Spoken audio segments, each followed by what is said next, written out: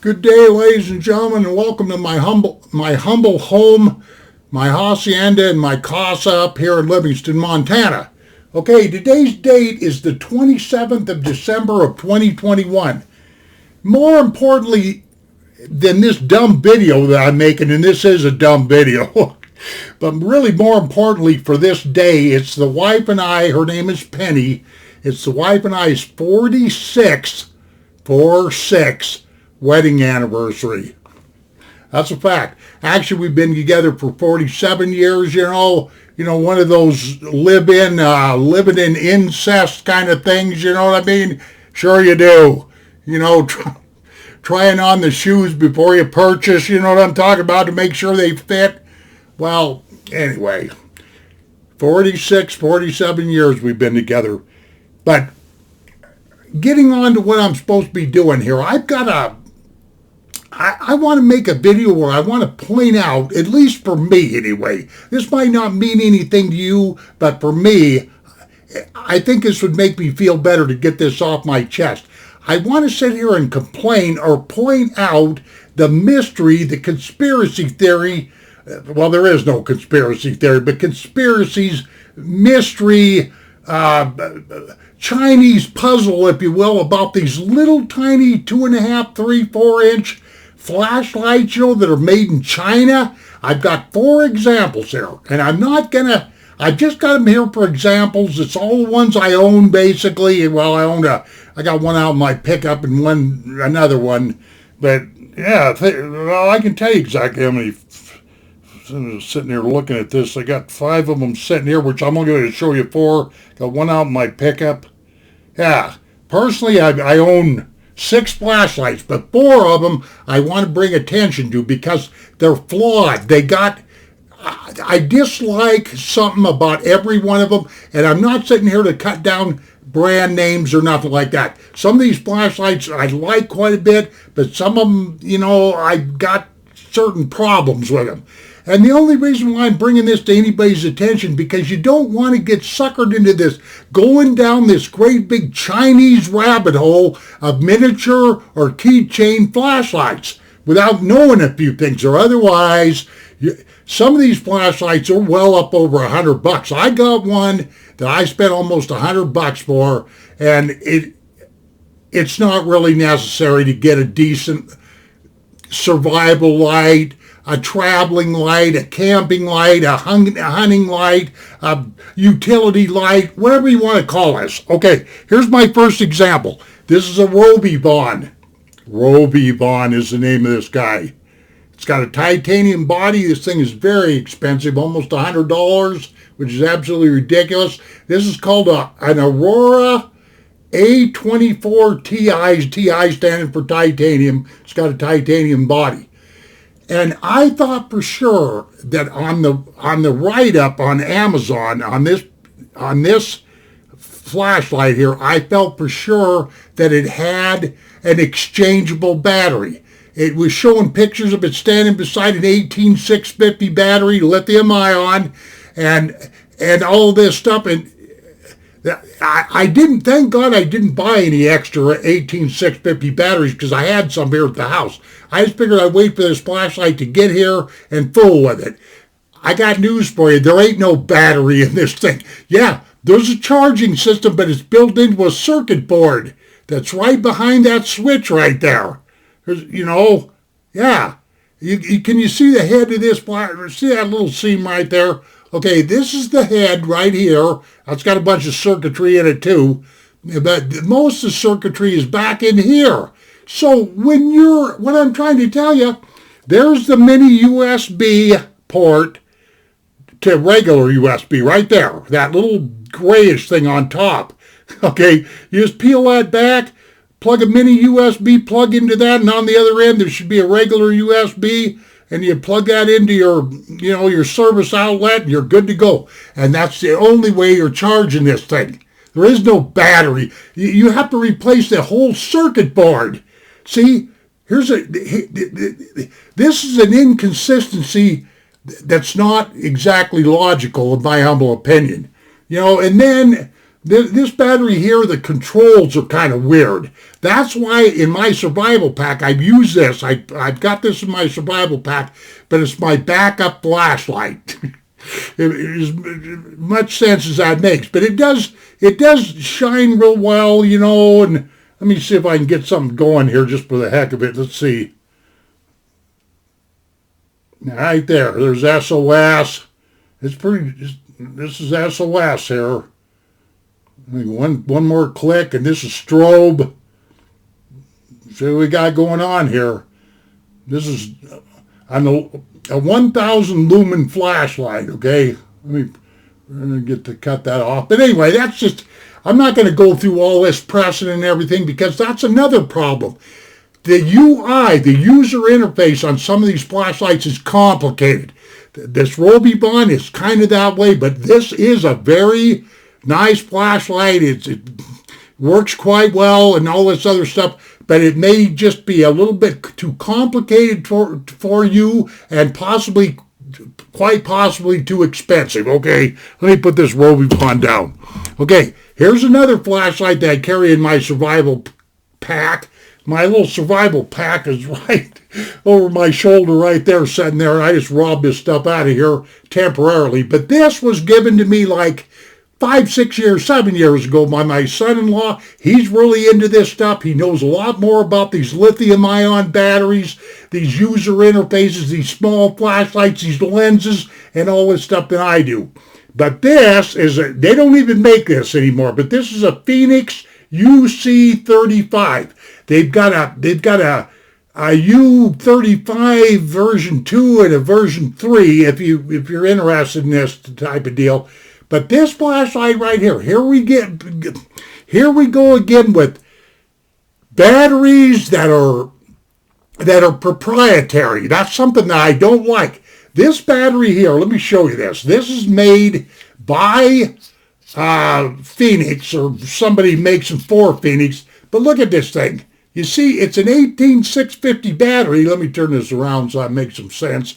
It's 3400 mAh, which is milliamps per hour, and all of that stuff. And let me see if I can cut this deal off here so you can see this. Right there. It's an 18650 and all that, and a 3.6 volt. This is what come with.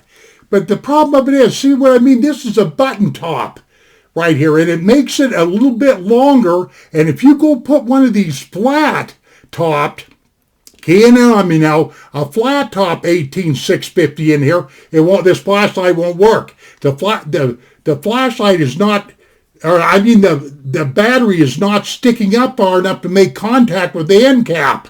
See, that's another thing. Proprietary batteries, no good. Let me see if I can remember how to get this. You're going to have to forgive me here. I'm just get this together. But other than that, this Phoenix is an older one. And while I'm talking about this, these flashlights will go out of date. In other words, they come out with, upgrade version 2 and upgrade version 3, like what they did on this flashlight. Okay, there we go. But I carry this because it's got a good strong light. I think it's only like 750 lumens or something like that. And that's another thing I want to say, ladies and gentlemen. It doesn't matter about them lumens. A lot of people go, oh man, this got 2,500 lumens or 3,000 lumens and all that, man. Look, this lens right here is very important. The LED light that they use is very important because that stuff will help brighten up a flashlight. And of course, having good batteries helps, but it sure doesn't help when these companies come out with these versions of their flashlights and they change the battery sizes and stuff like that. Trying to make the batteries proprietary so you buy them from them. This is not good, okay? But anyway, I didn't show you everything about this thing, but this is a Phoenix UC35 and it is outdated. That's another problem. It's outdating stuff.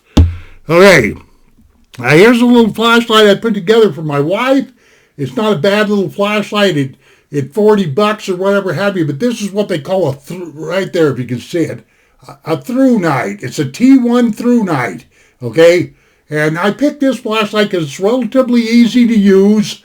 You can charge it right here Let me see if you can see this. There's a little charging, a mini USB to USB port there, if you can see that, which is, I think you can. You know, it's got a magnetic bottom on it, and there's just some nice features about it, you know. This guy here, just single click, turn it on, you know, and just siphon right out. Oh, yeah, that's right. You just push on this guy right here.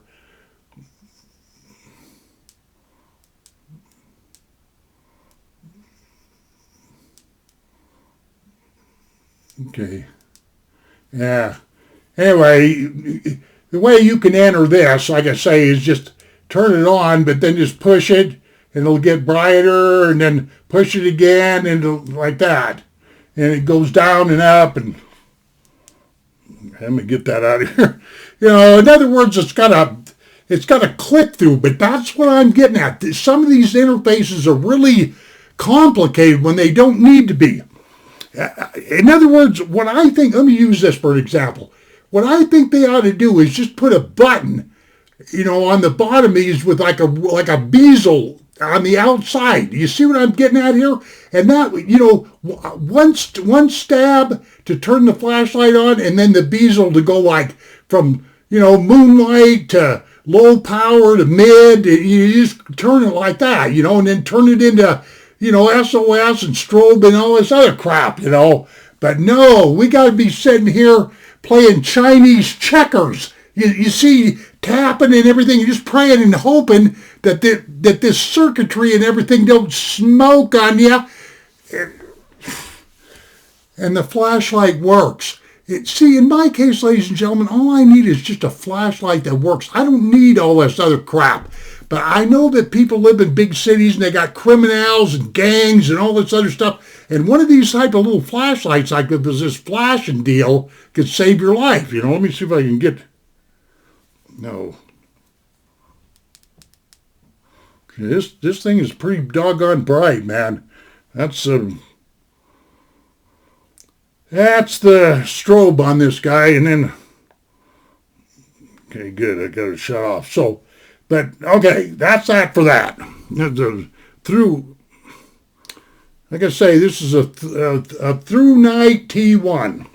Oh, and this takes an 18630 battery. And sure enough, the one that come through here is a little bit longer than the spares that I bought for this, but they still work, thank God, or I'd have really been bad. But I'm just sitting here to tell you that some of these batteries that you guys are buying won't fit some of these flashlights, so you need to make sure of the length and the diameter and the mAh reading of 3400, 3000, whatever have you, and whatever voltage is recommended for the flashlight and all that. So, you know, there you are. Okay, now here is this is the crux of my video here. Where am I at? 13 minutes. This is the crux of my video right here. This is the cheapest flashlight I own, and it's a Nicron, Nicron. And I bought this on Amazon years ago. It's a Nicron N81. And this has been a doggone good flashlight. It's a real simple flashlight. Amazon has still got it for sale. I mean, you know, they're still retailing it. And no, I don't work for Amazon. I don't work for this company or any of that other stuff. But you can get this flashlight right now for $18. And, you know, that's what I'm trying to say. Some of these flashlights that are really, really super expensive, they got all kinds of features and crap that I don't even want, you know. The user interface is real complicated. And that's another thing with some of these flashlights. The battery life it can be kind of short depending on what you're doing. So you want to keep that in mind. User interface, problems with the batteries, problem with the designs. And these people are always going, oh, look, we got an upgraded this and an upgraded that and blah, blah, blah. And next thing you know, shit don't fit your old flashlight or whatever have you. But this guy right here, like I say, ladies and gentlemen, is not too bad of a flashlight, real straightforward. It is called a Nicron. Let me see if I can... in case you might be interested, you can get this on Amazon, less than $20. Not a bad flashlight, an N81. Okay, This guy here, all you have to do is just tap it one time on the back here to turn it on, and then just soft tap it, just like that. See what I mean? Ah, real easy interface on this guy. Some of them other ones I showed you, I didn't even go through it all because I'd have been sitting here clicking the thing all day long. Man, I'm one of these old Montana stump jumpers. When I need light, I need light. I need it now. I don't want to be sitting there fumbling around with buttons and stuff. I want light now. And then I want the flashlight to, work and not freeze up and somewhat waterproof like that, and get a few miles out of the battery before it starts puking out, So there you are. So to round this up, ladies and gentlemen, see, I'm 16 minutes. I don't even think anybody's going to watch this video. I don't care. Whatever. At least I'm trying to get the truth out about these Chinese-made small little flashlights. Oh, and that's another problem they got, getting hot. They get hot. They've got proprietary batteries in them. Let's see what else have I been griping about. The user interface can be very, very complicated. We're sitting there clicking around all day. They're always coming out with newer, improved models, which really aren't much better than their older ones, and like that. And this just goes on and on and on, And a lot of these times these people will say, "Oh, we got a 2-year warranty." Well, by that time you've got so disgusted with the flashlight that's weirdisms and stuff, you probably chucked it. But so I just thought I'd show you that, in my humble opinion, you don't have to spend, I'm looking at nothing over $50. You just got to pay attention to what kind of, what the flashlight is claiming that it does, what you're going to use it for, what kind of batteries it takes, and on like that, But as far as I'm concerned, that Chinese puzzle, the rabbit hole, the Chinese rabbit hole, when it comes to these flashlights here, is deep.